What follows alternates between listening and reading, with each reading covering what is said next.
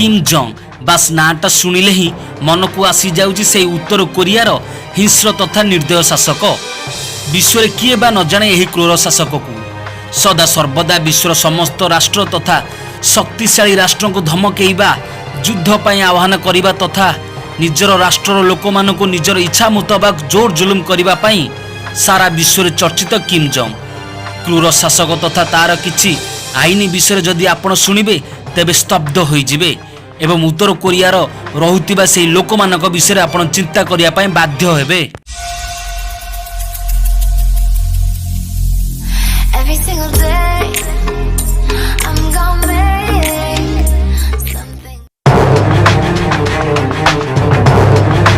Hair style उत्तर कोरियार hair style को नहीं रही एक विचित्र नियम। 2013 मसीह उत्तर कोरियार एमिति एक नियम है जहाँ बहुत विचित्र लगे।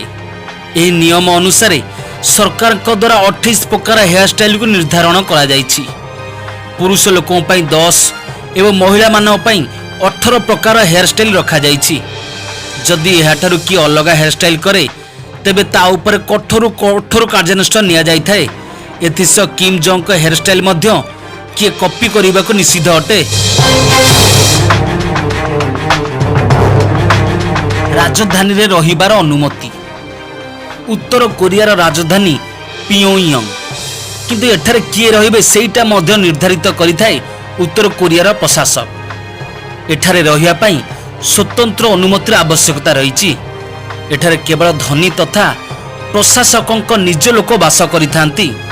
जदि बिना अनुमति कौन लोक एठी वास करने को चेष्टा करे तेबे ताकू कठोर कठोर सजा मिलता है।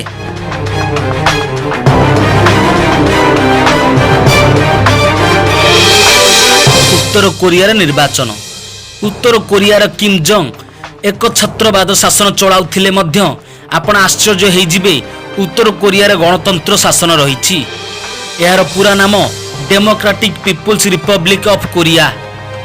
दुनियार अन्य गणतंत्र देश भली मध्य एठारे 5 वर्ष थरे निर्वाचन अनुष्ठित होता है किंतु आशाई केवल किम जोंग ही थाए। अन्य कौन लोक प्रार्थी होगा को साहस करती नहीं एवं समस्ते किम जोंग की ही भोट देइथांती। टेलीविजन निजर मनोरंजन पाई आमे अनेक चैनल देखि थाउ किंतु उत्तर कोरिया रे केवल 3 ରୁ 4टी चैनल अछि ताहा पुणी प्रशासकों द्वारा नियंत्रण करा जाय थाए। केतेबेले को शो चलिबो को चैनल आपण देखिबे सेटा मध्य प्रशासक निर्धारण करिथांती। इंटरनेट दुनियार प्रगति को आगो को नहीं थाए किंतु उत्तर कोरिया रे नाम को मात्र इंटरनेट थाए। एठी गूगल और यूट्यूब बैन हेउथिबा बेले पर्न देखिबा मध्य एक क्राइम होई थाए। एठी केवल सरकारक द्वारा निर्धारित किछि वेबसाइट देखि पारंती लोक। एजुकेशन समाजर उन्नति पाई शिक्षार निहाती आवश्यकता थाए किंतु उत्तर कोरिया रे सरकारक हाथ रे थाए शिक्षा। सेठारे केवल उत्तर कोरियार इतिहास एवं शासक किम जोंग को ऊपर आधारित शिक्षा ही दिया जाय थाए। सेठारे बाइबल पढ़िया मध्य एक प्रकार निषिद्ध होता है। तो दर्शक बंधु यही भली आहुरी अनेक शक्त और कठोर नियम मध्य रही उत्तर कोरिया रे। आशा करुच्ची यही भिडियोटी आपको भल लगी। जदि भल लगी तेबे लाइक कमेंट शेयर और मो चैनल को सब्सक्राइब करेंगे। जय जगन्नाथ, नमस्कार।